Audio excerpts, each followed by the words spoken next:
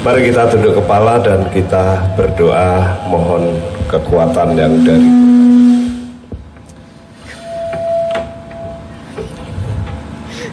Tuhan Allah yang di surga, Tuhan yang menciptakan bumi langit dan segala isinya, Tuhan yang kami kenal. Di dalam nama Tuhan Yesus Kristus kami terus dipenuhi dengan ucapan syukur dan berterima kasih kepadamu. Oleh karena rahmat-Mu saja sehingga hari ini kami sehat. Hari ini kami bisa bersama-sama memuji, memuja, menyembah Tuhan melalui ibadah KKR pada malam hari ini.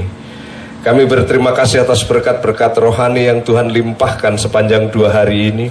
Kami juga berterima kasih atas berkas-berkas jasmani yang Tuhan sediakan bagi kami.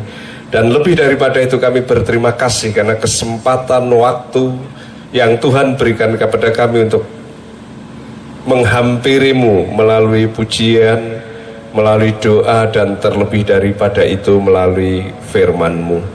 Kami berdoa kiranya apa yang Tuhan mau katakan, Engkau katakan kepada kami hari ini melalui hamba-Mu yang sederhana ini. Engkau tutup bungkus dengan kuasa darah-Mu dan buatlah dia setia untuk mengatakan apa yang harus dikatakan. Engkau sucikan, Engkau berkati sehingga apa yang disampaikan benar-benar datang dari Tuhan. Kami semua Bapa Engkau persiapkan dengan kuasa Roh-Mu yang kudus sehingga hati kami dibuat subur seperti tanah yang subur yang siap menerima benih kebenaran firman-Mu. Itulah yang kami rindukan. Terima kasih Bapa di surga. Kami serahkan pemberitaan firman-Mu dari awal, tengah, sampai akhirnya sepenuhnya di dalam nama Tuhan Yesus Kristus. Amin. Silahkan duduk.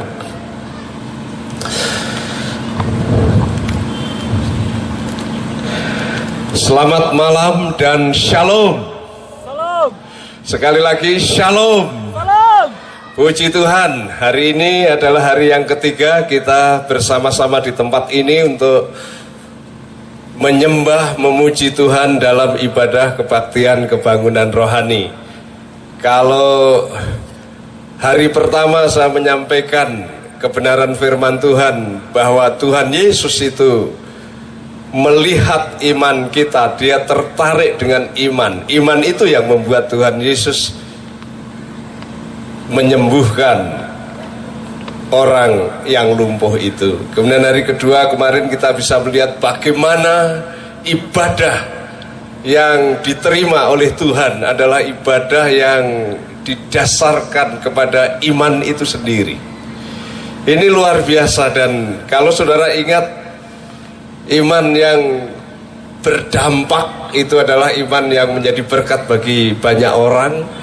Dan akhirnya Tuhan dipermuliakan. Dan itu sebabnya hari ini saya melanjutkan sesi itu, di mana hari ini saya ingin menyampaikan firman Tuhan yang saya beri judul, kalau kemarin itu Tuhan Yesus melihat iman, sekarang adalah orang percaya yang maju. Orang percaya yang atau orang beriman yang maju. Karena kalau terakhir saya berbicara bahwa iman yang bagaimana yang begitu menarik perhatian Tuhan adalah iman yang berdampak, iman yang kreatif, iman yang dinamis, iman yang terus maju, iman yang terus pantang mundur, bahkan iman yang berani bayar harga. Dan hari ini saya menyampaikan firman Tuhan, bagaimana menjadi orang beriman, bagaimana menjadi orang Kristen yang maju terus dan maju terus. Mari kita buka Alkitab kita yang kita ambil dari 1 Timotius pasal 4 ayat 12 sampai dengan ayat yang ke-15. 1 Timotius pasal 4 ayat 12 sampai dengan ayat 15, demikian bunyi firman Tuhan. 1 Timotius pasal 4 12 sampai 15, saudara boleh buka, saudara boleh membaca di layar yang ada. Firman Tuhan berkata begini: jangan seorang pun menganggap engkau rendah karena engkau muda. Jadilah teladan bagi orang-orang percaya dalam perkataanmu, dalam tingkah lakumu, dalam kasihmu, dalam kesetiaanmu dan dalam kesucianmu. Sementara itu, sampai aku datang, bertekunlah dalam membaca kitab-kitab suci, dalam membangun dan dalam mengajar. Jangan lalai dalam mempergunakan karunia yang ada padamu, yang telah diberikan kepadamu oleh nubuat dan dengan penumpangan tangan sidang penatua. Perhatikanlah semuanya itu, hiduplah di dalamnya supaya kemajuanmu nyata kepada semua orang. Amin. Barangkali teks ini sudah biasa kita dengar dan kita sering mendengarkan teks ini, dan mungkin kita juga sudah berkali-kali mendengarkan khotbah tentang ini. Tetapi kalau saya ingin mencoba menjelaskan kira-kira apa maksud Paulus ini kepada Timotius secara khusus di dalam ayat-ayat ini, saya tertarik dengan ayat 15. Kalau kita lihat ayat 15 dikatakan begini, ayat 15, perhatikanlah semuanya itu. Nah, dari perhatikanlah semuanya itu, perhatikan yang mana? Perhatikanlah apa yang ditulis di atasnya itu, perhatikanlah semuanya itu. Gitu. Kemudian kalau saudara perhatikan di situ, bukan hanya sampai di situ hanya memperhatikan, bukan, tapi sesudah kita memperhatikan, dia berkata, hiduplah di dalamnya.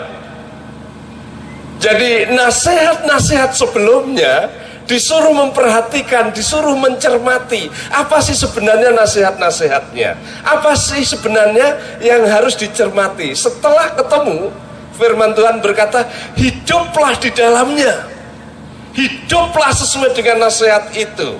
Setelah itu, supaya kemajuanmu nyata kepada semua orang.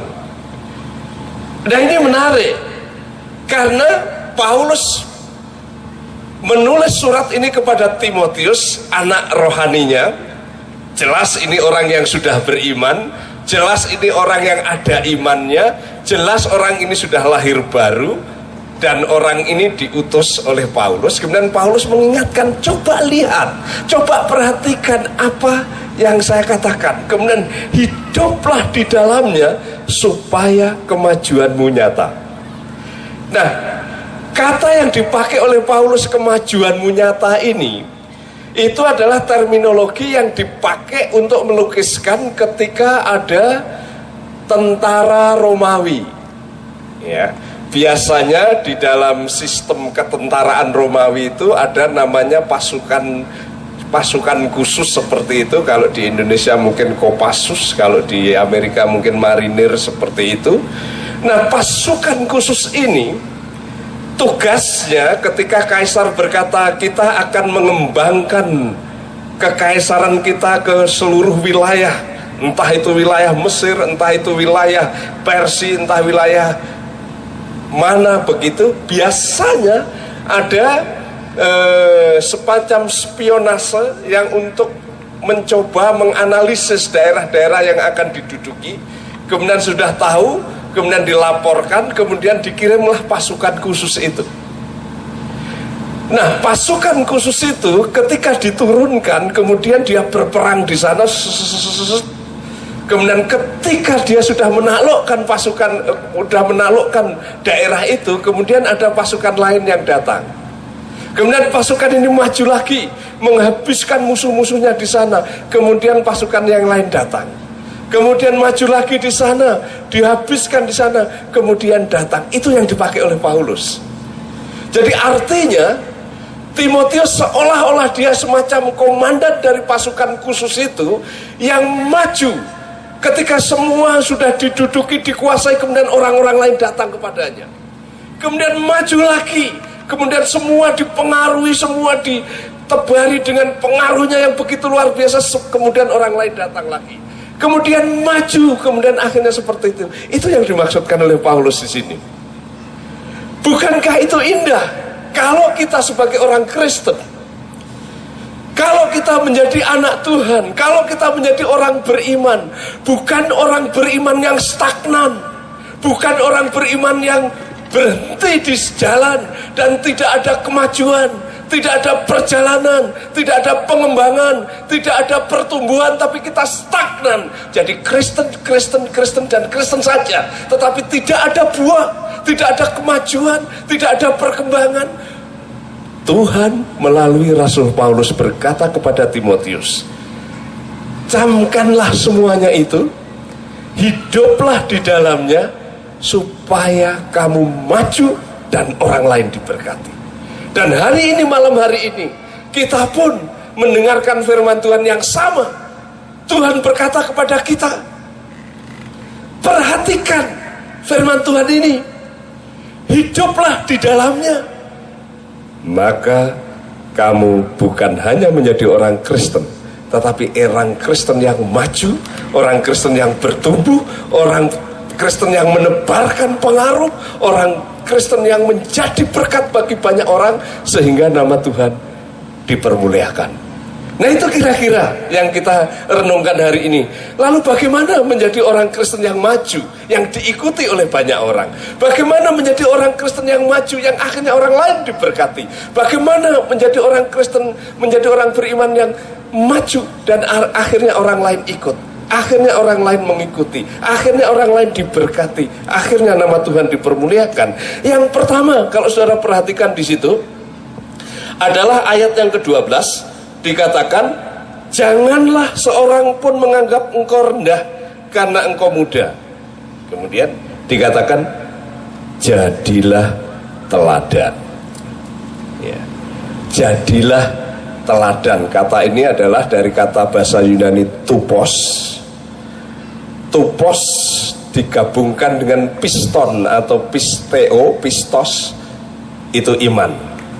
Nah, tupos itu bisa berarti teladan, tapi bisa juga berarti pola, bisa juga berarti pattern, bisa berarti model, bisa berarti contoh.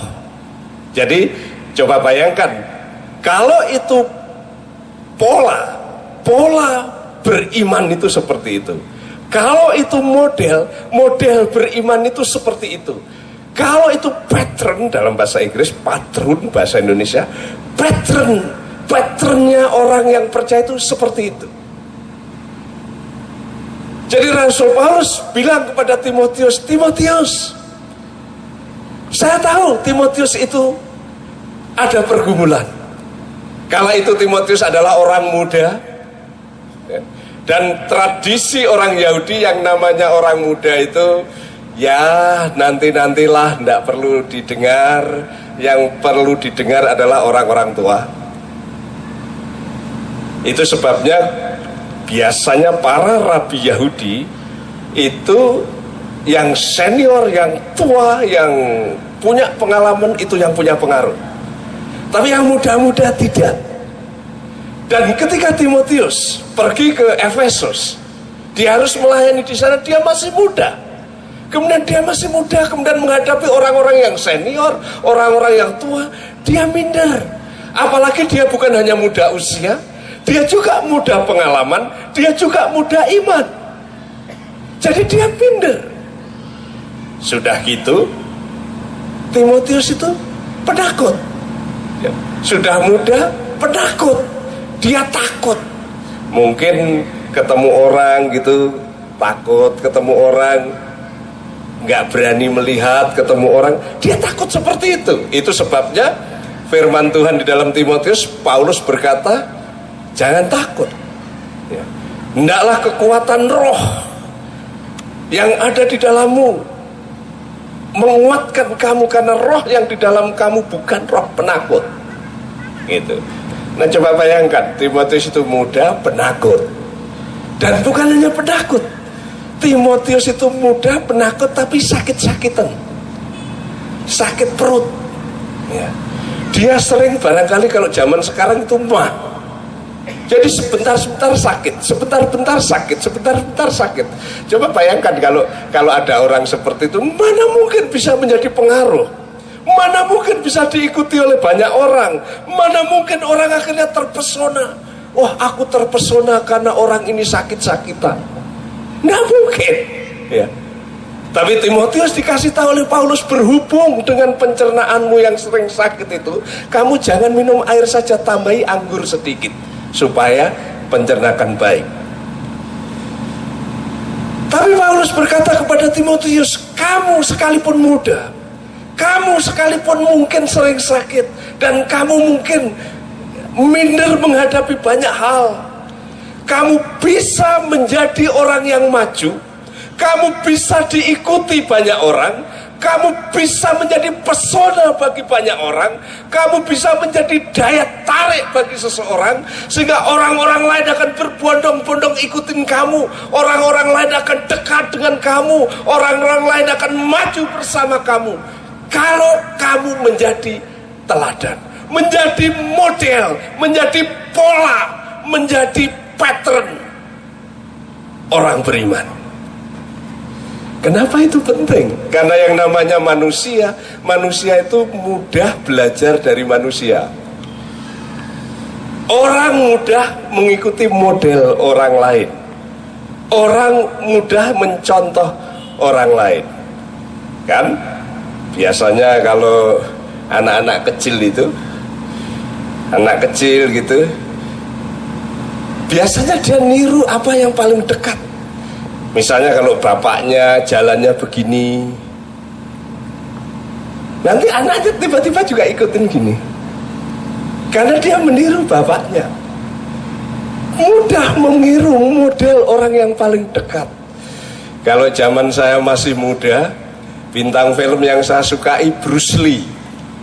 Ya, Bruce Lee yang filmnya film silat itu, atau kungfu, Jeet Kune Do. Itu saya senang sekali waktu saya masih muda. Jadi saya kepengen seperti Bruce Lee. Saya lihat sepatunya, saya ikut-ikutan pakai sepatu Bruce Lee. Saya lihat bajunya, saya ikut-ikutan membuat baju seperti Bruce Lee. Kemudian double sticknya yang begitu. Saya juga buat double stick itu dan belajar Jeet Kune Do, main seperti itu. Potongan rambut, saya ikut potongan rambut Bruce Lee, sekalipun saya sadar mata saya tidak sipit. Ya. Tapi kenapa saya kepengen seperti itu? Karena orang mudah belajar dengan orang lain, orang mudah mengikuti model orang lain, orang mudah mengikuti pola orang lain. Paulus tahu itu. Sekalipun kamu muda, sekalipun kamu terbatas, sekalipun kamu mungkin sering sakit, kamu bisa diikuti banyak orang kalau kamu jadi model, jadi teladan. Lalu diberitahu teladan dalam hal apa? Ya. Yang pertama di situ dikatakan teladan dalam perkataan. Ya. Kalau kamu mau diikuti orang, kalau orang lain mau dekat dengan kamu dan mengikuti, kalau orang lain senang, kalau orang lain tertarik, kalau kamu mau menjadi daya magnet yang membuat orang lain datang kepadamu, kamu jadi pola dalam perkataanmu. Artinya apa? Perkataan itu mempunyai kekuatan yang luar biasa.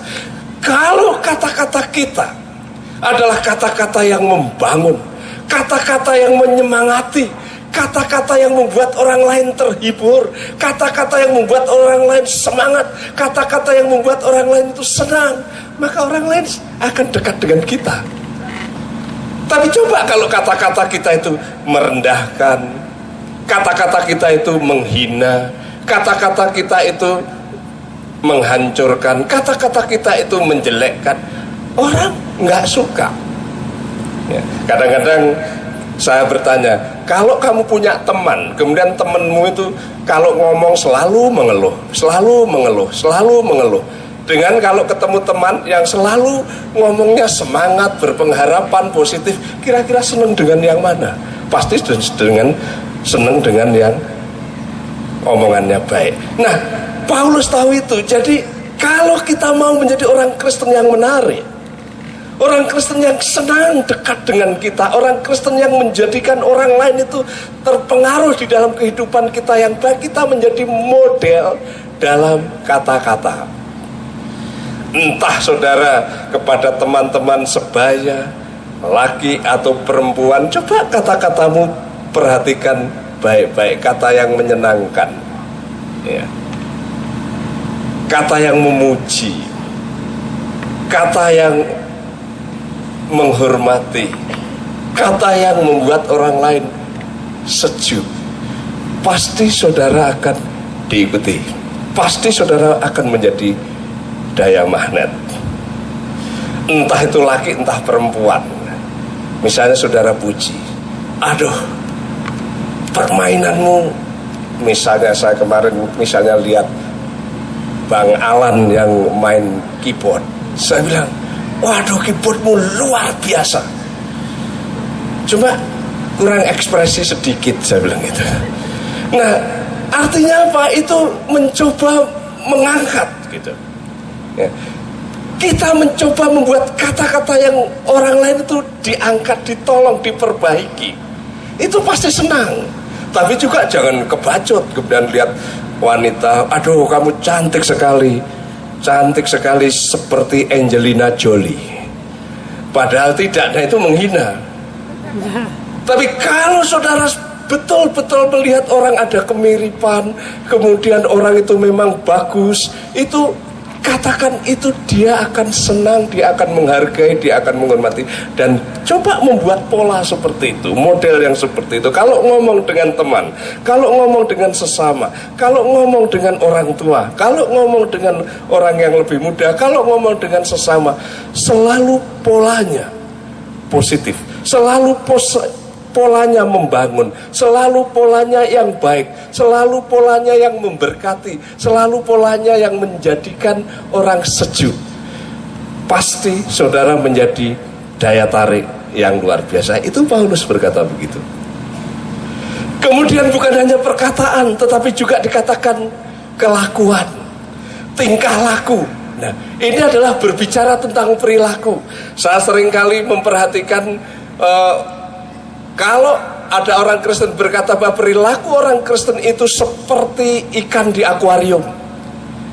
Dari depan dilihat, dari samping dilihat, dari belakang dilihat, dari mana-mana pun dilihat. Ada orang yang berkata orang Kristen itu jangankan berbuat jahat, berbuat baik aja dicari jahatnya, berbuat baik aja dicari jeleknya. Kenapa? Karena perilaku itu sangat diperhatikan. Perilaku itu sangat mempengaruhi. Kalau kita punya perilaku yang baik, orang pasti senang dengan kita. Indonesia selalu dikatakan bahwa perilaku orang Indonesia itu baik, ramah, sopan santun, gotong royong, dan lain sebagainya. Itu yang didengungkan di negeri-negeri sana sini. Tapi suatu saat teman saya dari Amerika kemudian datang ke Indonesia, kemudian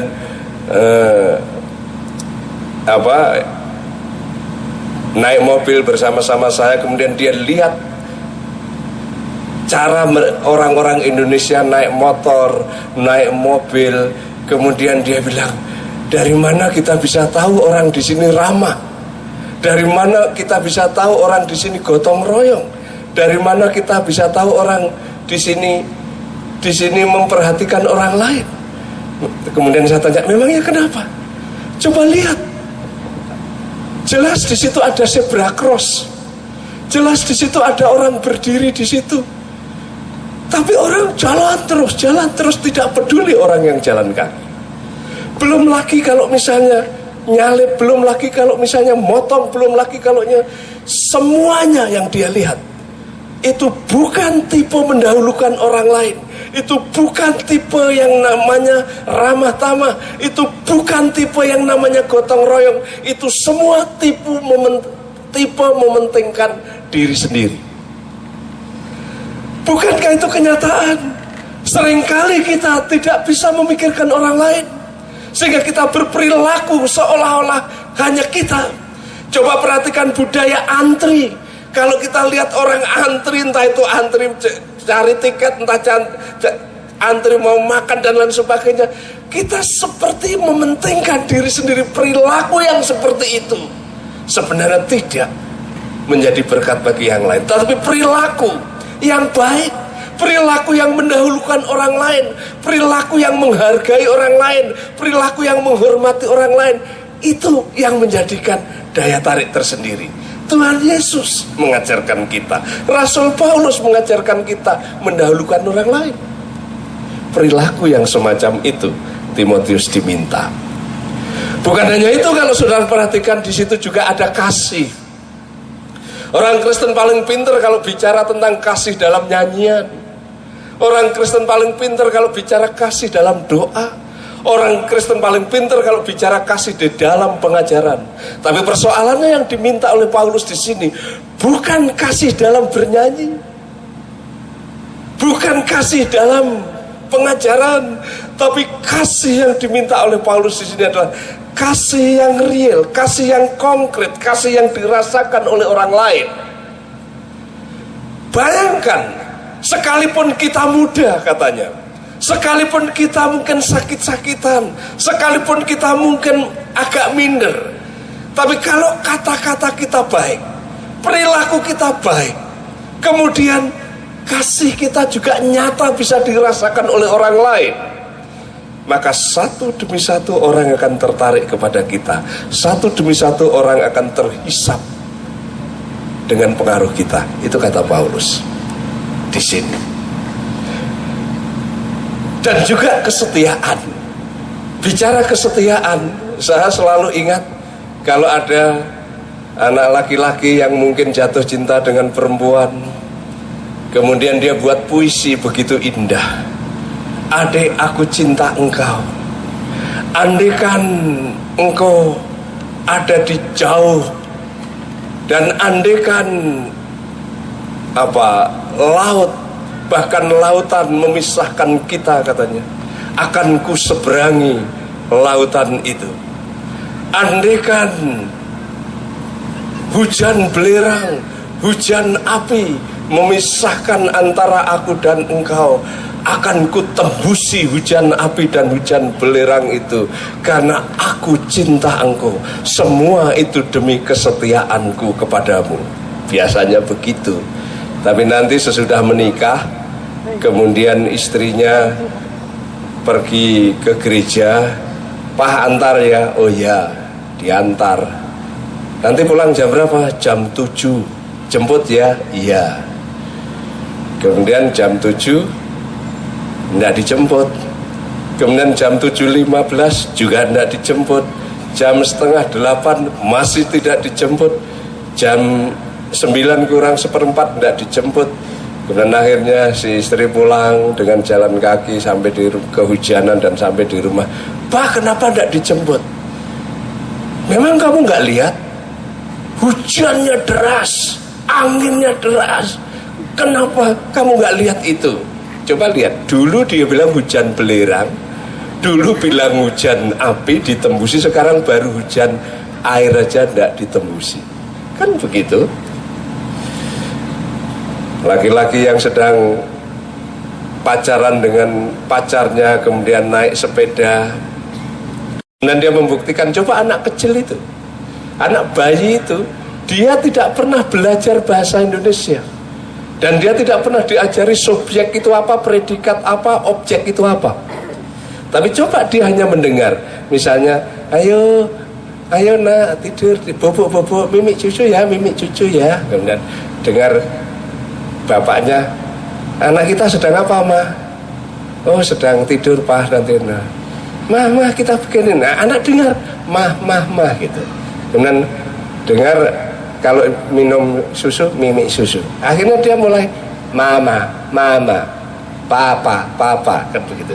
Kemudian dengar mimik, mama, mimik, cucu.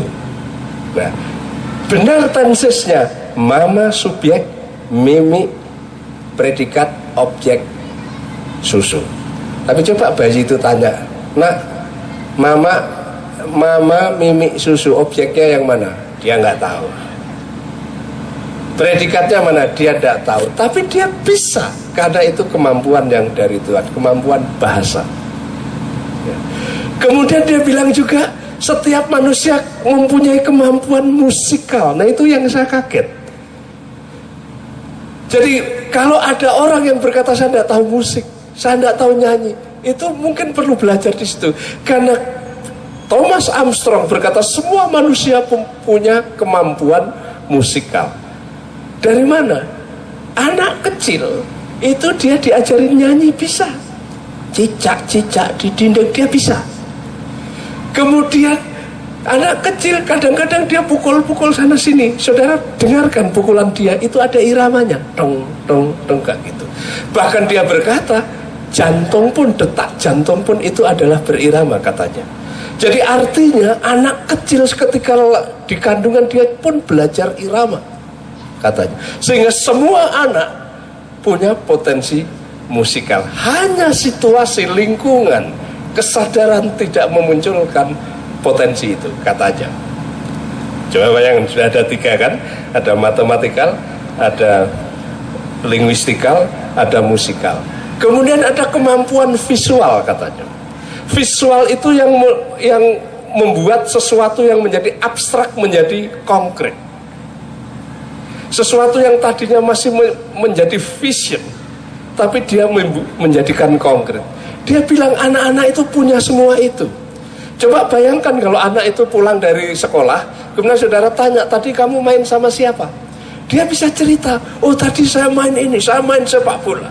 Saya berdiri di depan, kemudian tiba-tiba teman saya yang dari belakang umpan ini dan sampai sana satu saya tebak.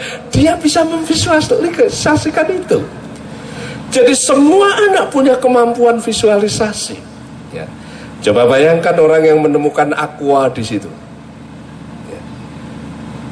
Saudara pernah berpikir orang yang menemukan aqua? Saya lahir tahun 60. Ketika tahun 70 saya lihat televisi iklan aqua, saya berpikir mana mungkin aqua itu laku. Karena semua orang minum dari air sumur langsung, tidak apa-apa zaman saya. Tapi sekarang coba lihat aqua semua, sampai minuman apapun namanya aqua. Tapi saudara tahu yang menemukan, dia hanya memvisualisasikan air gunung yang begitu jernih, yang begitu menyejukkan. Kemudian dia berpikir bagaimana air gunung yang jernih ini bisa saya jual dengan orang-orang di kota. Itu kemampuan visual, itu kemampuan yang bisa membuat sesuatu yang abstrak menjadi sesuatu yang bernilai. Dan saudara semua sebenarnya ada itu, tapi sering kali tidak sadar. Dan itu kemampuan visual. Kemudian ada kemampuan fisikal, kemampuan fisik, olah fisik ya, misalnya badminton, misalnya sepak bola, misalnya dokter bedah, semua itu tentang fisikal. Semua orang punya. Nggak percaya, anak kecil belajar ngangkat kepala, belajar jalan, belajar lari, belajar meniti satu, itu dia belajar sendiri. Tidak pernah ada yang mengajari kemampuan fisik. Kemudian ada yang dikatakan kemampuan interpersonal. Nah, ini yang paling top menurut saya. Kemampuan interpersonal itu kemampuan mendekati orang, kemampuan berhubungan, berbicara dengan orang, kemampuan mendekati orang. Anak kecil tahu, dia bisa mendekati ketika papanya sedang marah, dia bagaimana cara mendekati. Dia bisa merayu ketika mamanya sedang pelit, dia bisa melakukan itu. Kenapa? Itu adalah kemampuan interpersonal.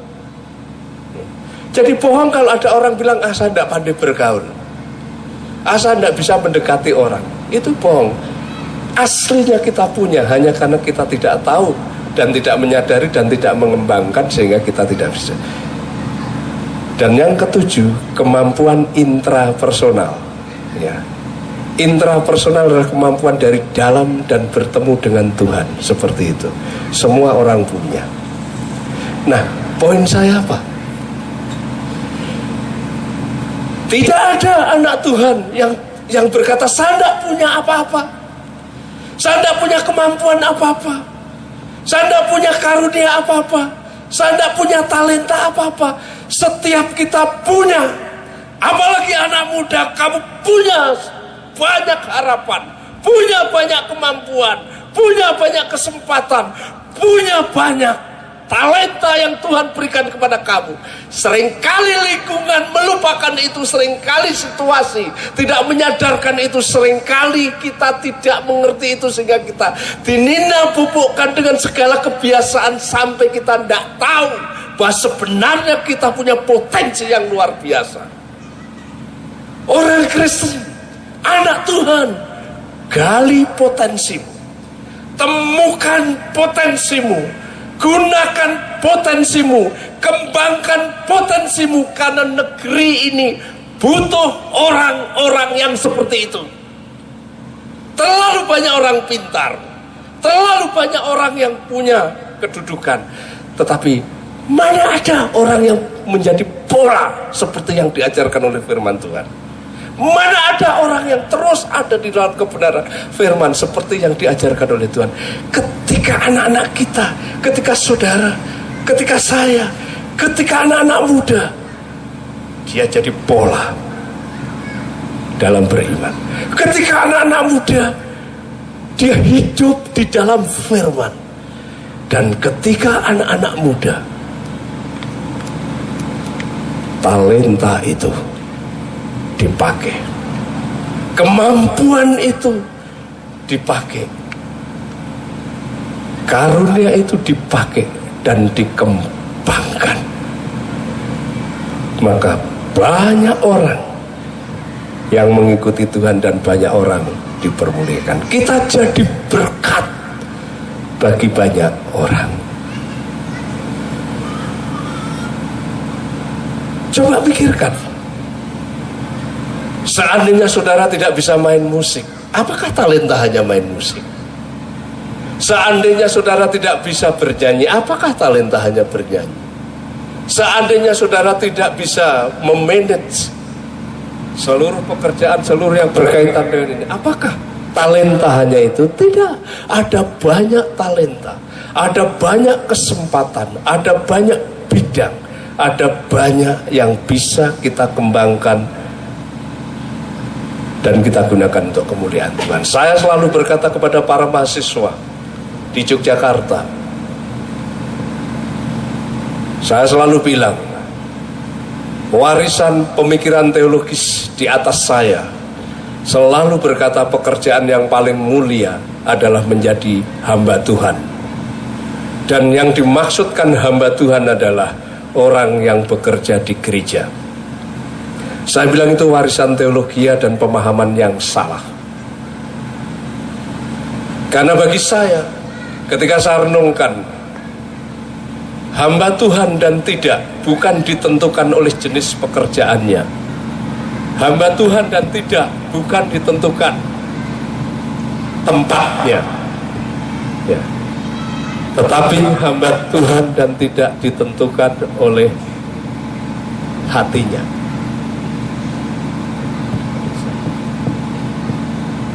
Halo? Halo?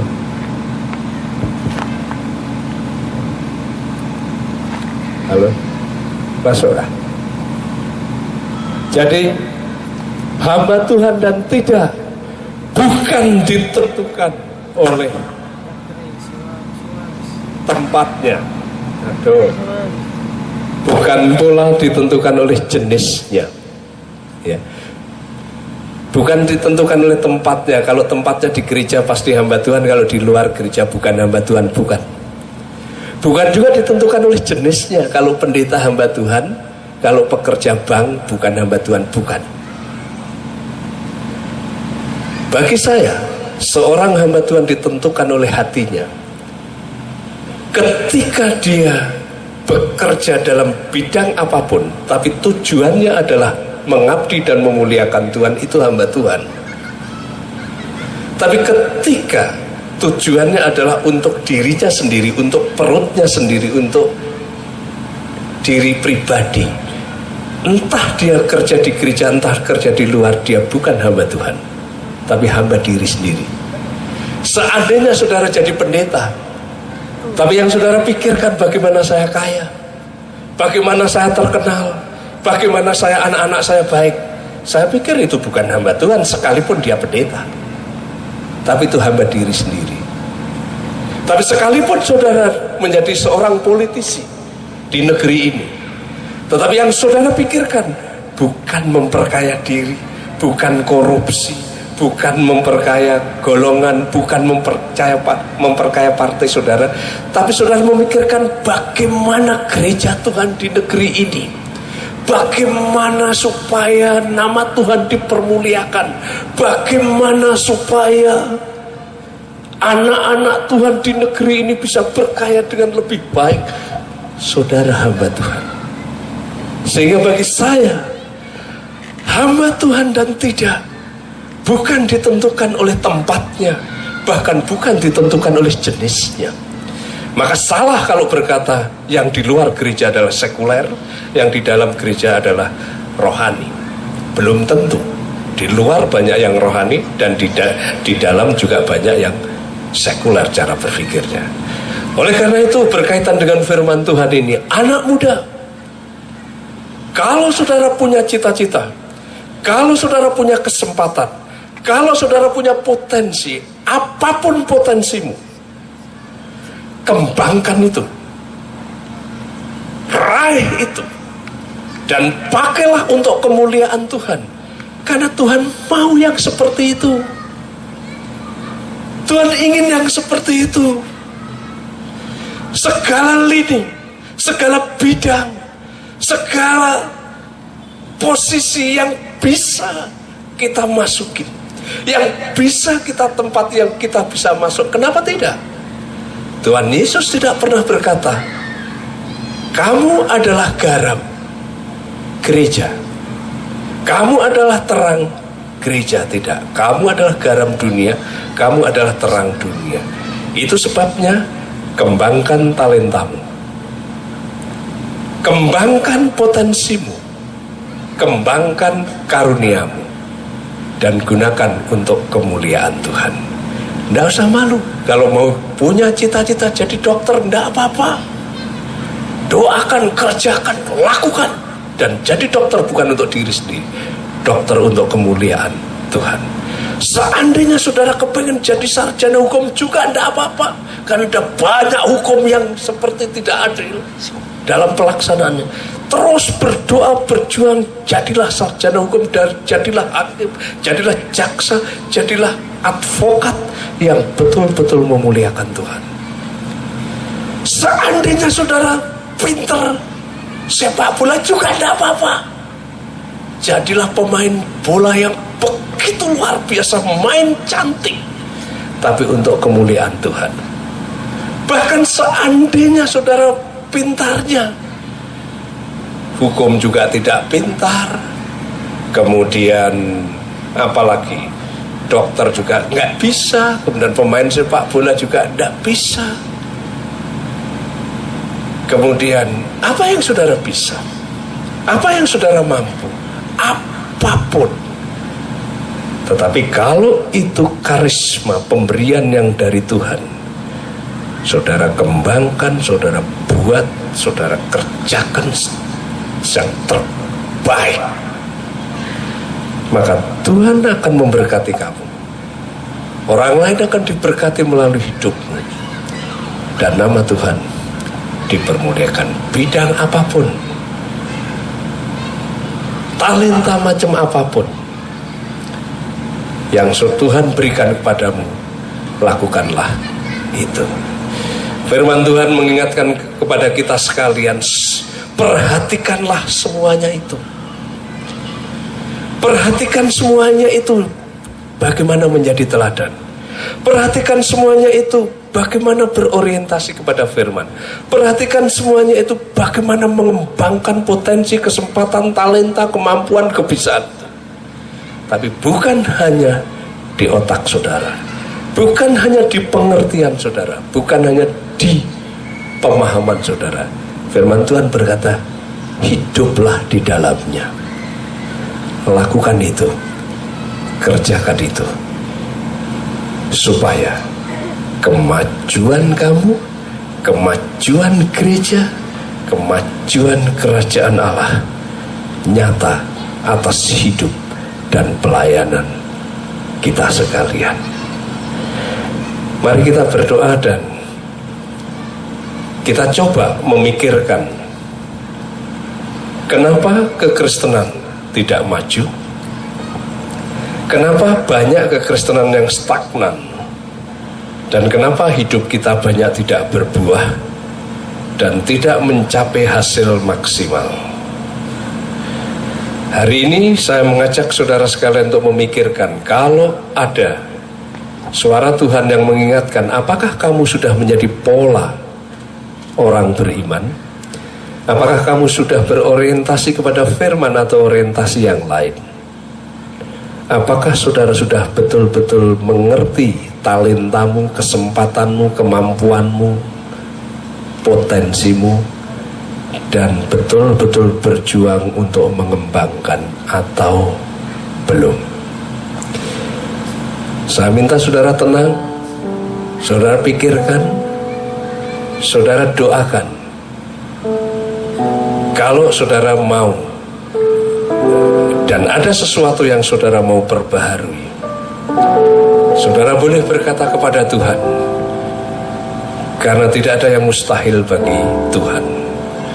Sekalipun saudara anak muda yang tak berdaya, lemah, bahkan sakit-sakitan, atau sekalipun background keluarga saudara mungkin broken dan tidak ada harapan, atau mungkin keluarga saudara merasa miskin dan tidak ada kemampuan, sama seperti Timotius tidak berdaya. Tapi ketika dia mau bertekad untuk menjadi pola, berorientasi kepada firman dan mengembangkan karunia, Timotius sukses dengan Efesusnya ketika dia ada di sana. Dan saudara pun bisa sukses kalau saudara mau jadi pola, saudara mau berorientasi firman dan berjuang mengembangkan talentamu. Kita akan menyanyi satu pujian, dan kalau saudara digerakkan oleh Tuhan, saya persilahkan saudara maju dan saya akan berdoa untuk saudara sekali.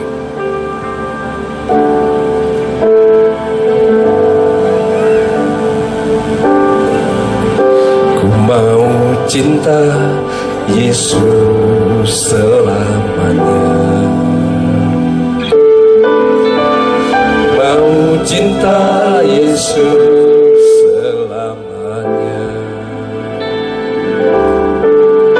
meskipun badai silih berganti dalam hidupku, tetap cinta Yesus selamanya. Cinta Yesus selamanya, ku mau cinta Yesus selamanya, meskipun badai silih berganti dalam hidupku, ku tetap cinta Yesus selamanya. Ya Aba Bapa, ya Aba Bapa, ini aku anakmu, layakkanlah seluruh hidupku. Ya Aba Bapa, ini aku anakmu, pakailah sesuai dengan rencanamu.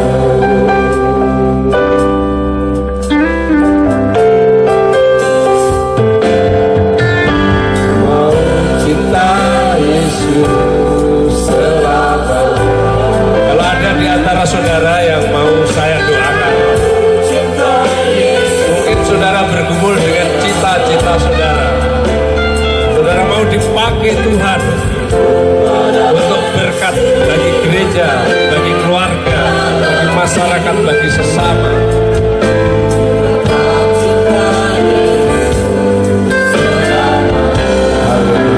Ya Allah,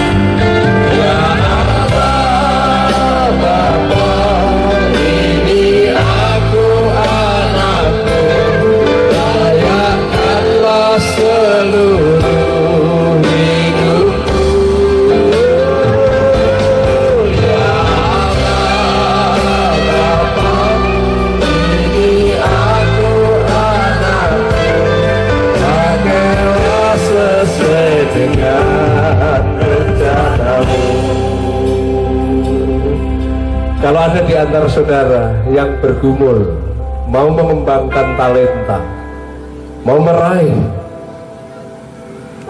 cita-cita untuk kemuliaan Tuhan, potensi saudara ada, bahkan banyak, dan Tuhan mau mengembangkan itu.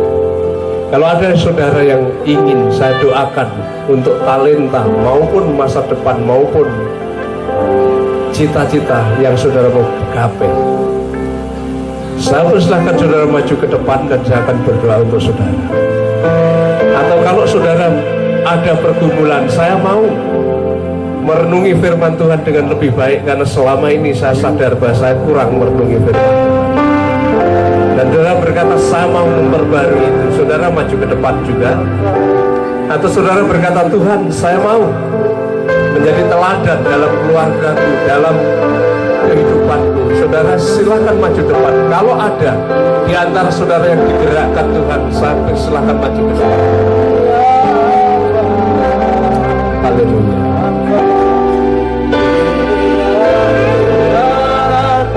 Haleluya.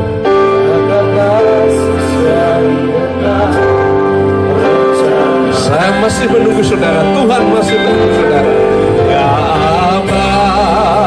Bapa, ini aku anakmu, layakkanlah seluruh hidupku. Ya Bapa, ini aku anakmu, pakailah sesuai dengan rencanamu.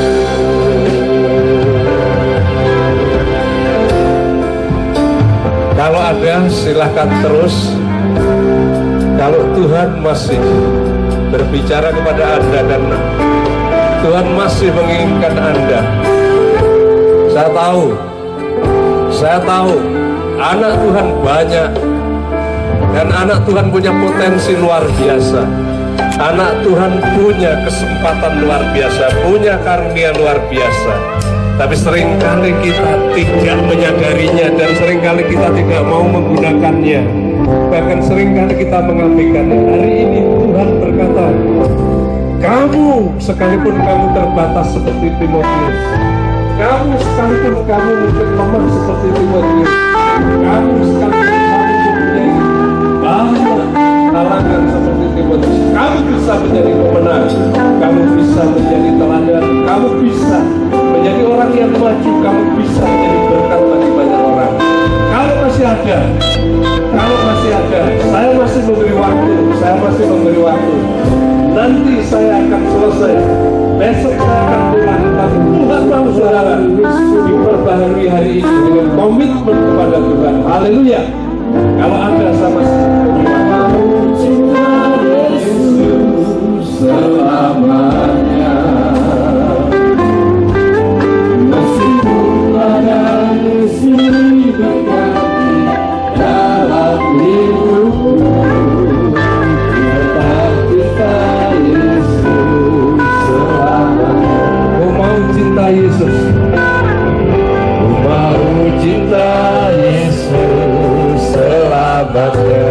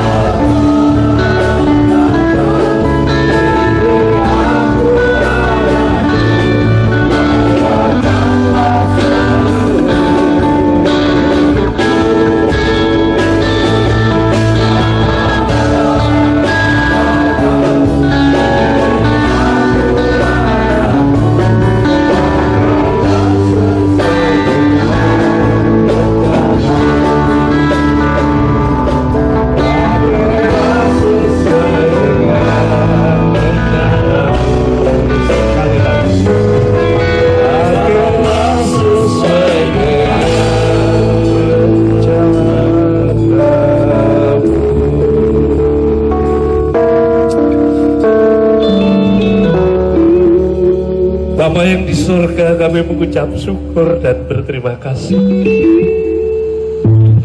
Kami berterima kasih atas firman-Mu. Kami lemah, kami tak berdaya, kami kurang, bahkan kami sering jauh dari-Mu. Kami berdosa,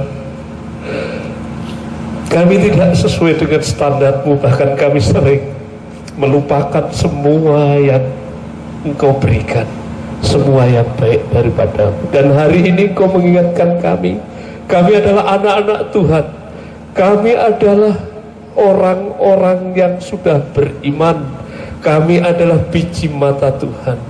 Engkau menganggap kami berharga, Engkau menganggap kami bernilai, dan Engkau punya rencana yang hebat bagi setiap kami. Bapa, saya berdoa untuk anak-anak-Mu, milik-Mu yang ada, yang berdiri di depan saya ini. Saya percaya Engkau sudah berbicara kepadanya.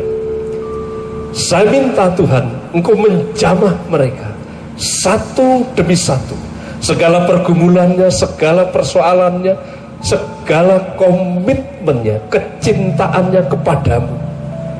Bapa, Engkau meteraikan dengan kuasa darah Tuhan Yesus. Anak-anak ini bisa menjadi anak-anak yang maju, anak-anak yang dikuatkan, anak-anak yang menjadi berkat, anak-anak yang dipenuhi dengan buah-buah kemuliaan Tuhan. Tuhan Yesus, Engkau cinta mereka. Tuhan Yesus, Engkau mengasihi mereka. Tuhan Yesus, kami minta Engkau memberkati mereka seperti janji-Mu. Setiap anak-Mu ketika pulang, ketika datang menghampiri,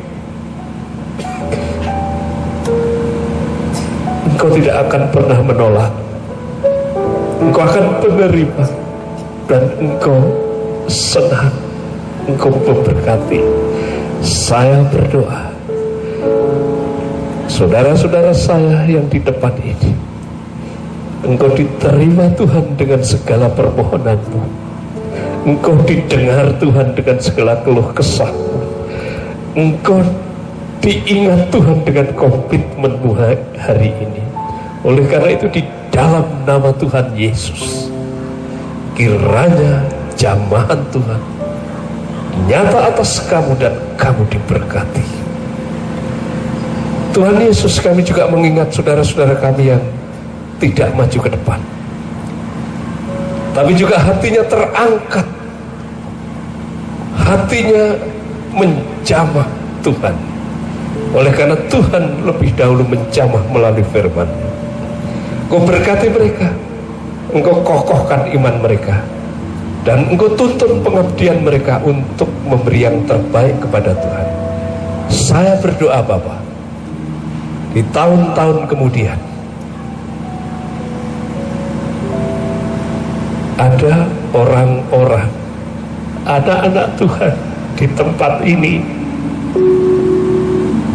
yang hebat, yang dipakai Tuhan untuk kemuliaan-Mu di negeri ini. Terima kasih. Kami percaya itu.